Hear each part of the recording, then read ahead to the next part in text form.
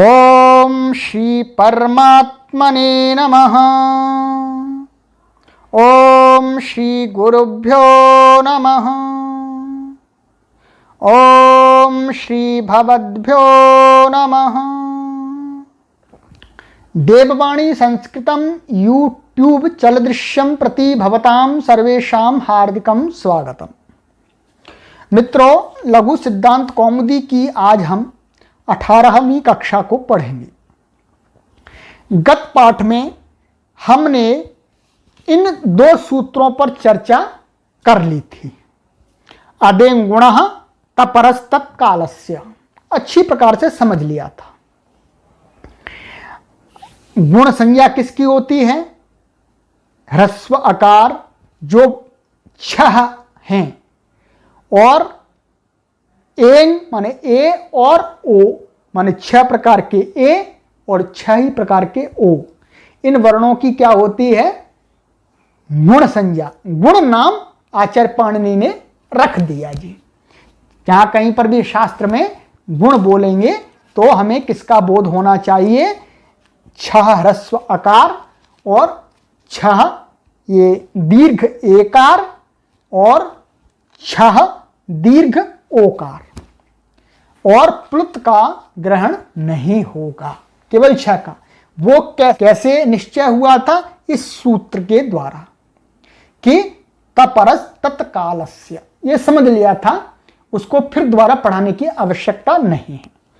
अब हम इस का उपयोग कहां करना है, उस विधि सूत्र पर चलते हैं। आचार्य वरदराज जी महाराज हमको अब विधि सूत्र बताने जा रहे हैं।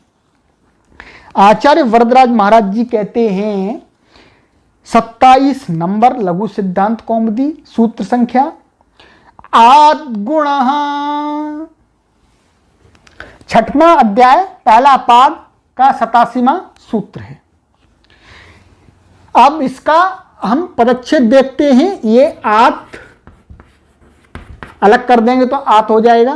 क्या है ये? पंचमी व्यक्ति एक वचनांतम और गुणः प्रथमा विभक्ति एक वचनांतम। राइट? इसमें कोई भी समास नहीं है। ये जो मैं बतला देता हूं, फिर हम आचार्य वरदराज महाराज जी का अर्थ पढ़ेंगे। ये जो आत है, आत क्या है? ये पंचमी का रूप है, आपको दिख रहा है। तो पंचमी का रूप कैसे है ये? तो देखिएगा, ये राम शब्द का पंचमी में क्या बनता है? रामात। और राम शब्द के अंत में क्या है? ह्रस्व आकार। तो इसलिए ये भी क्या है यहां पर? ये यदि इसका प्रथमा में ले जाएंगे, इसका मूल शब्द, तो इसके अंदर क्या है? ये अ, ह्रस्व। ये क्या है? अ। बस आ का पंचमी में रूप चला दिया है। लोक के लिए नहीं, एक व्याकरण की प्रक्रिया में ऐसा हम रूप चला देते हैं। तो आ का पंचमी में क्या बना? आत। तो आपको यहां आत से क्या समझना है? आकार। अब आचार्य वरदराज महाराज जी का अर्थ पढ़ते हैं। क्या कहते हैं? अवर्णात अचि परे पूर्व परयोः एकः गुणः आदेशः स्यात्। उदाहरणम उपेन्द्रः गंगोदकम। अब देखिएगा, इस सूत्र के अंदर ऊपर से इको यणची से अच्छी आ रहा है। क्या आ रहा है? अच्छी। और एक पूर्व परयोः सूत्र है इसके ऊपर, उसमें से क्या आ रहा है? पूर्व परयोः।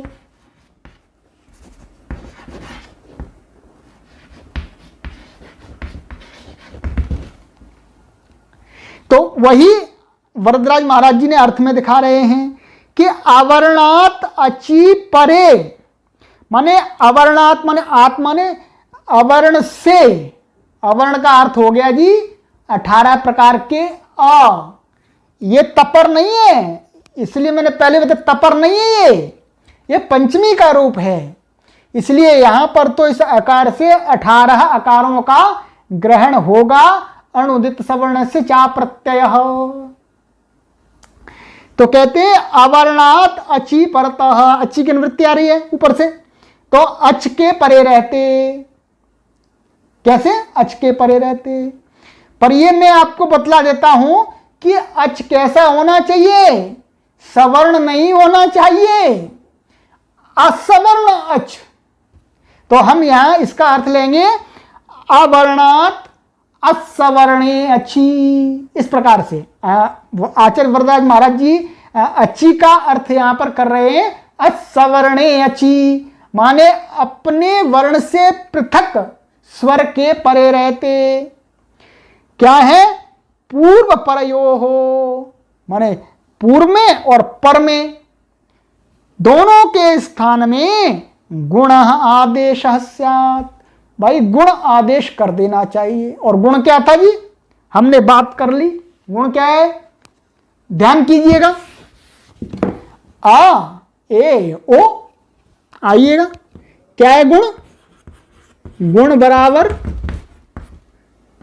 आ ए और ओ, इनका नाम गुण है। तो क्या है? पूर्व प्रयोग गुण आदेश स्यात्, गुण हो जाता है, ये 3 हो जाते हैं जी। अभी देखते हैं कितने होते हैं। अब कह रहे हैं उपेंद्र गंगोदकम। अब घटाते हैं, अब हम सिद्धि बनाते हैं। अब पहला उदाहरण है हमारा उपेंद्र,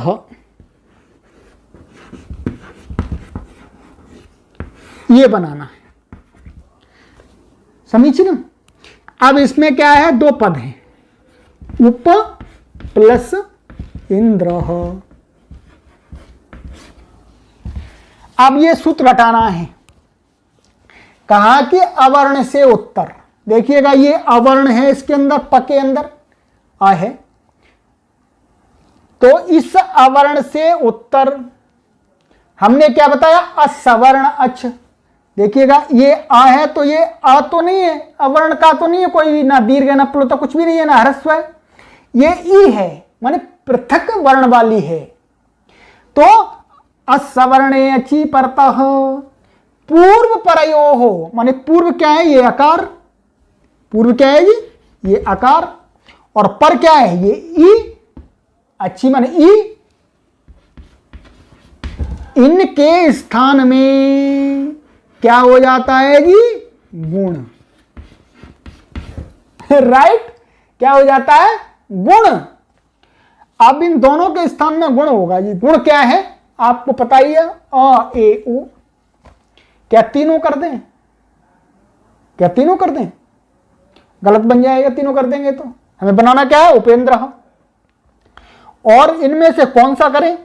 भाई इसको कर दें तो भी गलत बन रहा है, इसको करें तो भी गलत बन रहा है, और इसको करें तो क्यों करें? भाई इन दोनों ने क्या बिगाड़ा है? भाई इन दोनों ने क्या बिगाड़ा है? इसका भी तो नाम है, इसका भी अधिकार है भाई। जिस प्रकार से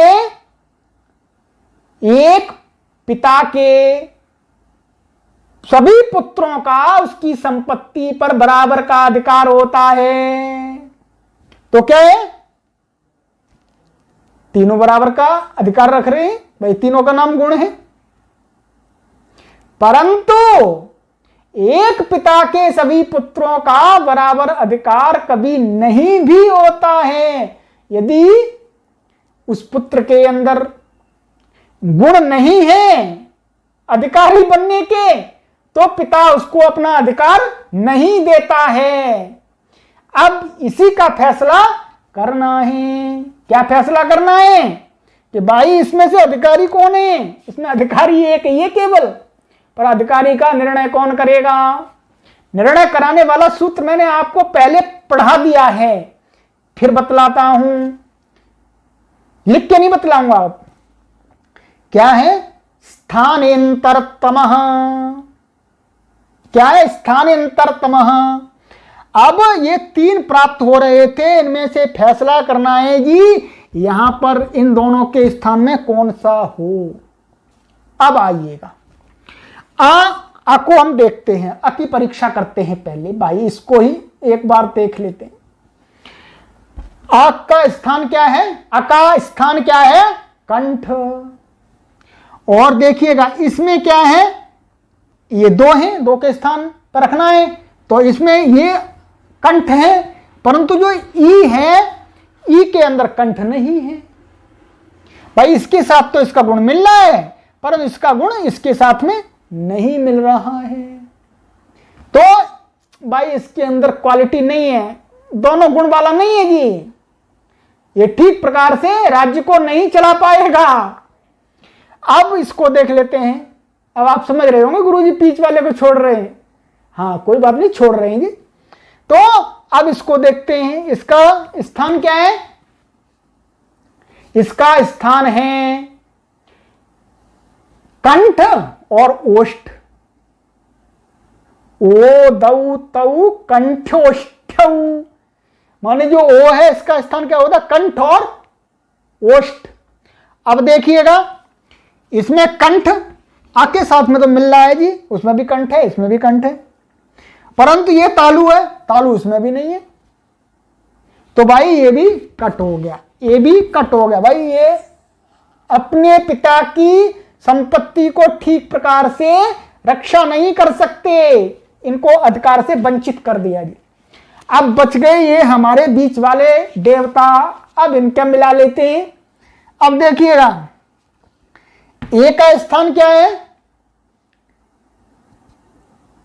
ए दैतौ कंठ तालव्यहु, ये वर्णोच्चारण शिक्षा का सूत्र है, इसमें पढ़ाया है, वो थोड़ा सा डिफरेंट सूत्र है, पर वही भाव है, उसका वही स्थान बताया गया है कि ए दैतौ कंठ तालव्यौ, जो ए और ऐ होते हैं उनका स्थान क्या होता है? कंठ और तालु। क्या होता है? कंठ और तालु। अब भाई कंठ इसका है, आ है, और तालु इसका है, ई का। अरे बन गई बात, भाई इन दोनों के स्थान में होना है, और इन दोनों का जो स्थान है वो इसका भी स्थान है, ये उसका भी स्थान है, तो स्थानांतरतमः से स्थान किसका मिला? केवल ए का, तो इसलिए ये दोनों कट हो गए, ये केवल ए आ जाएगा। बन गई बात। अब हम इसको कर देते हैं, ये कर दिया, दोनों के स्थान में होगा, ध्यान रखना है आपको, दोनों हट जाएंगे, दोनों को हटा देंगे, फिर उसके स्थान में ये नया एक तीसरा आ जाएगा, तो ये उपेंद्र। अब आपको ये संधि क्लियर होगी बिल्कुल, अब बची नहीं, बिल्कुल भी शंका नहीं रहनी चाहिए आपको। उपेंद्र। अब इसी प्रकार से हम देखते हैं दूसरा उदाहरण इसका, गंगोदकम।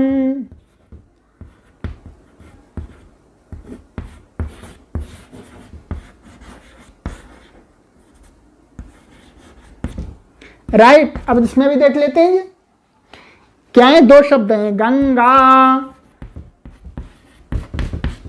प्लस उदकम। राइट, अब देखिएगा, अब यहां पर भी आद गुणा से गुण प्राप्त हुआ, क्योंकि आद का है अवर्ण से उत्तर, तो अवर्ण का अर्थ है 18 अकार, तो ये क्या है? दीर्घ है, दीर्घ का भी ग्रहण हो रहा है, तो अवर्ण है ये, अवर्ण से उत्तर। असवर्णे अची परतः, ये असवर्ण अची है ऊ, तो इसके परे रहते दोनों के स्थान में क्या हो जाएगा जी?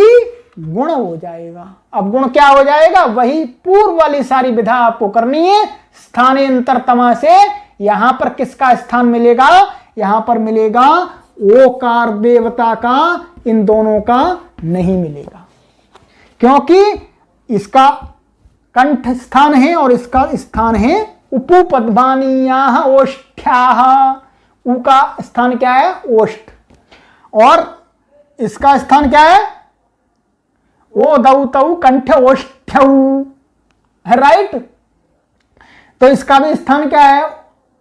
कंठ और ओष्ठ, और यहां पर कंठ और ओष्ठ दोनों, तो इसका मिल गया जी, इनका दोनों का नहीं मिलेगा, देख लो आप। तो यहां पर क्या मिल गया? इसको बना करके मिला देंगे तो गंगोदकम।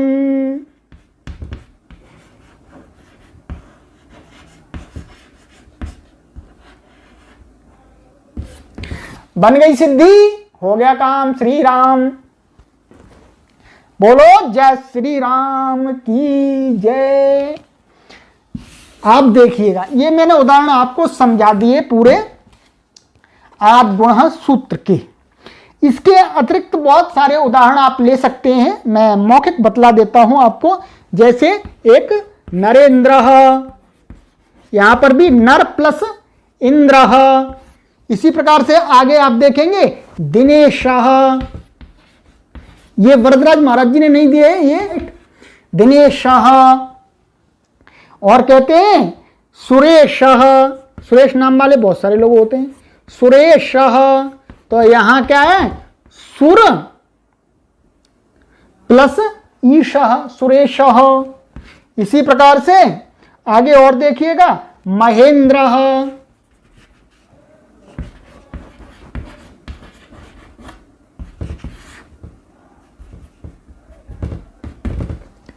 राइट।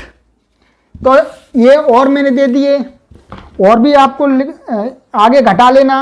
राजेंद्र, ये आपको होमवर्क दिया जा रहा है एक तरह से। राजेंद्र और सूर्योदय,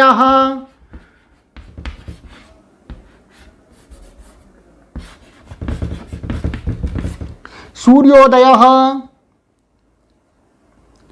भाग्योदय,